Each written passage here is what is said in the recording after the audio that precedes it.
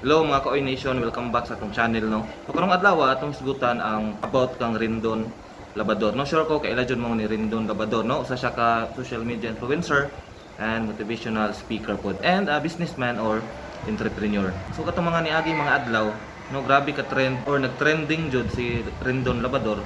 Tungod kay nag-abrim na siya og bar, itong gitawag nga episode bar and kitchen. No, kana siya sports bar na siya. Kaya na po'y restaurant. Nga nang motif sa iyahang bar or restaurant. Sure ko, hibaw mo na katong adlaw, March 25, matoy opening sa iyahang bar no, sa Manila.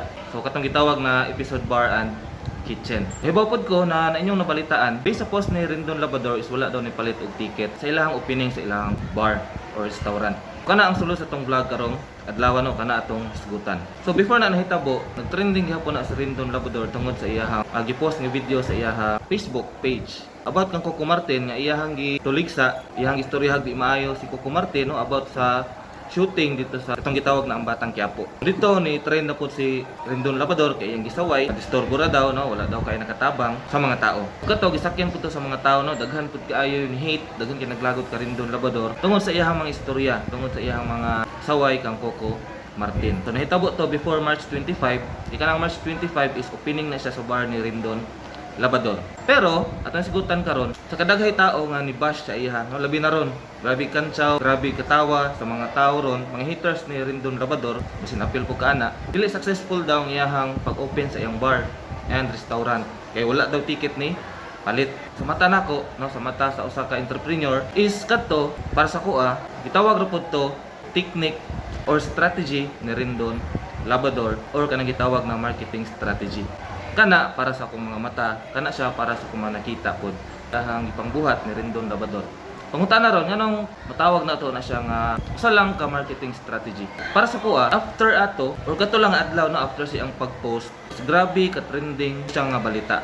Kung mayon kag trending, known kaayo, daghay nakabalo. Sa Tagalog pa pinag-uusapan ng buong bayan. May mo sa social media, sa Instagram, sa Facebook, no, sa TikTok o bisag asa nga social media platform, trending to siya nga wala daw ni palit sa ticket sa iyang bar. Pero kay mong tanawon sa likod ana no, daghan ang nakita, daghan nakabalita nga naa day bar si Rendon Labador. Sag ako kahibaw nga opening dito. Di man kay siya mag-post sa iyahang Facebook page.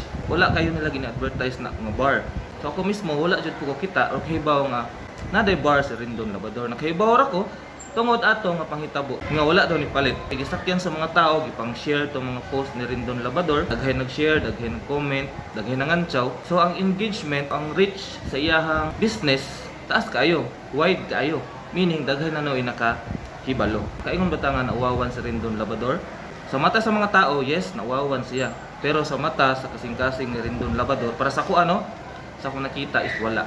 Kahit kaya na siya kasing-kasing, no? Dili na siya ingon nga matandog sa maing ana na mga situation, kanang tantsawan siya, laiton siya, istoryan siya di maayo. Kaya kana si Rendon Labador, ingana dyan na siya. Iyang personality, ingana dyan na siya. Ako pang nakita, no, nakatunga pang hitabo, is gituyo to, no?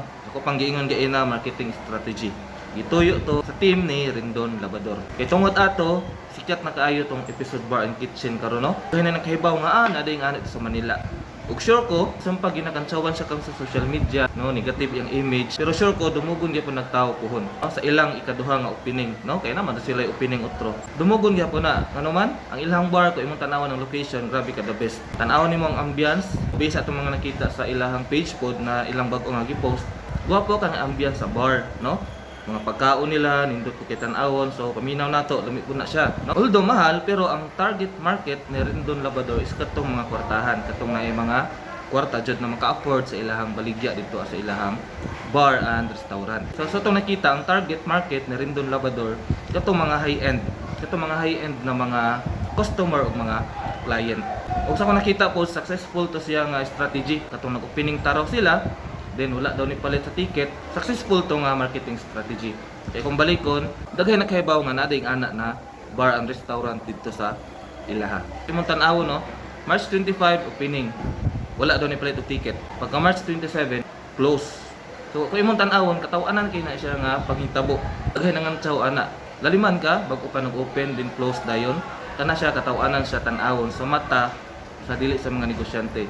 Pero para sa kuha, sa mata nako, sa mata sa mga entrepreneur siguro pod, Guwapo na siya nga strategy. Bahalag ang uban tan-aw nga strategy siya, marketing strategy sa dili maayo nga pamaagi. Pero ingana man jud si Rendon Labador, no? Ingana iyang brand, no? Iyang personal brand ingana siya. Iyang personality ingana jud siya. Og diha pud siya na ilhan. Pero kung imong tan-awon bisag ingana sa Rendon Labador sa atong pananaw sa social media, para sa ko apod iyara ng panlabas na anyo or panlabas na image ba.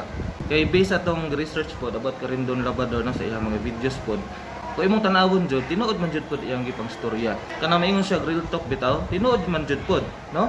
Kung tanaw ka sa iyang vlog pod no kato ka RDR, kato nakita dito unsa klase si Rendon Labador. Iso jud kay siya, di siya magpatandog. Pero iyang gihawidan nga prinsipyo tinuod jud pod, nahitabo jud pod diri sa tuang nasod, nahitabo sa mga Pilipino.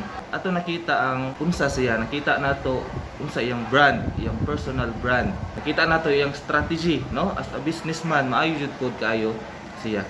So para sa kuha, kanang iyang bar karon nga gina-open, successful na siya, no? Bisa ko nakita, dumugo na siya tao, no? Daghan jud gihapoy mo anha diha. Aghay mga on diha kato mga high-end or mga portahan ng mga kliyente or mga customer. So mara to akong reaction no dito sa nag-trend nga pag-open og bar and restaurant na Rendon Labador nga iya na po dayong gisirad-an dayon tungod kay wala daw ni palit og ticket sa ilang grand opening.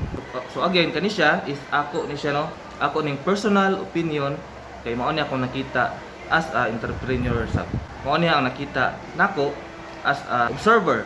Kay para sa ko aga to mapangitabo is a very effective marketing strategy of the great Rendon Labador. Sige, maro na atong topic karon sa atong vlog karong adlaw. Unta tan-aw gyapon mo sa sunod nato nga mga upload. Daghan kay salamat sa pagtan-aw. Ayaw kalimot sa pag-follow. Kung kini siya imong natanaw sa TikTok, ayaw pod kalimot sa pag-subscribe. Kung kini siya imong natanaw sa YouTube. Pwede ra pod ka mo-comment sa kilid kung naka sa TikTok ron ug sa ubos kung naka sa YouTube na tan-aw. Sige, daghan kay salamat og hantod na po sa sunod. Bye. Follow for more.